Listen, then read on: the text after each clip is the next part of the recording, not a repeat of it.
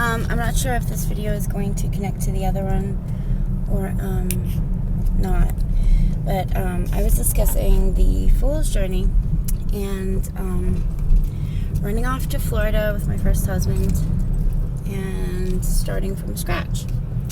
So I believed very much in what the psychic had told me, that this was my soulmate, and when he suggested moving to Florida, it just all clicked, and I thought that this was it.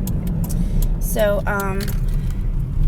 we started from scratch, lived in a couple hotels, looked for jobs, ate nothing but bologna sandwiches and tuna fish, and within a short while I had a job at a shoe store. And while working at the shoe store, a man came in and said, "What's a beautiful girl like you doing working at a shoe store?" And he said, "If you could do anything, what would you be doing?" And I said, "I would ride horses for my life." I said, "That's the thing that I love doing the most. I love horses, love animals." And he said, "Well, I own an island." He gave me an address and said, "Show up here and you will have your dream job." So to make a long story short, I found my dream job, getting paid to ride horses all day and take care of 10 horses on a beautiful island where all the animals roamed free. I took a boat to work every day on a beautiful Lake Tahapakalaga in Florida. The island was called Cypress Island, and it was wonderful. It was like a dream. Although we got paid less than minimum wage, we had a salary, and I probably worked so many hours a week, probably 80 hours a week at least. And on my days off, I went in to bathe the horses. But it was what I loved. I was happy there, and it was a dream come true. We got a studio apartment for only $400 a month with tennis courts, pools. It was very cheap living at the time. This was 1995, 96. And it was wonderful. It was just a wonderful thing. And we had no money. We had nothing. We had this tiny little studio apartment with a mattress on the floor. And I had the most positive attitude. I never doubted. I never lost faith.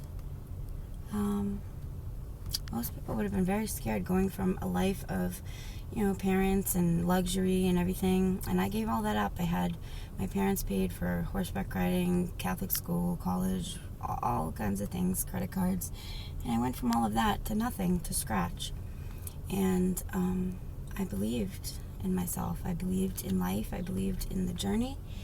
And we made it work. And I ended up leaving Florida because I had chronic appendicitis. My appendix was exploding. And I had to go back to get surgery in Massachusetts. But we still survived. I got a new job, worked full-time at a Windows store, saved $10,000 within a year. We lived off of Mike's tiny little income, and I saved all the money that I made. Because of my appendix, they told me that my fertility was basically gone. They were able to fix one of my tubes and said that if I wanted to have children, I would need to do so quickly. So we got married in 1996. I was 19, he was 21, and started trying to have kids right away. So by the time I was pregnant with my first child at 20, we were able to put a down payment on a house and begin a life. So at 21 years old, I had my first child. I was married and had my first home. And at this point is when I believe that I started the transition from the fool to the magician. Because now I had a child. I no longer only had to think of myself. And I think that changed the feeling that I could leave everything behind in a moment's notice and just step off into the future like the fool. Things change when you suddenly have others to think of besides yourself. I think that even at this point in my life, if I didn't have children and I didn't have others to think of before myself, I could easily go back into the phase of the fool. I would not have that fear that holds me back at this point.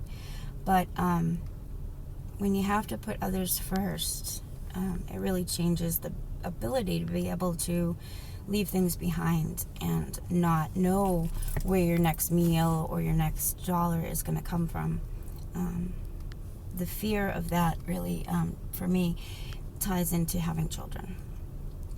And for those of you who don't know, at this point, I have 4 children of my own and 2 stepchildren, 2 from my first marriage and 2 from my current marriage. The 2 babies that I lost were with my husband now.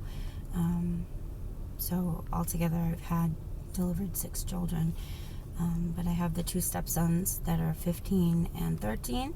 My older 2 are 15 and 13, and I have a 9 and a 7-year-old. So that's a lot of people to have to put before myself. So I think at 21 years old, when I had my first child, that's when the transition to the magician began. So I will stop this for now, and I will continue on another video with the magician.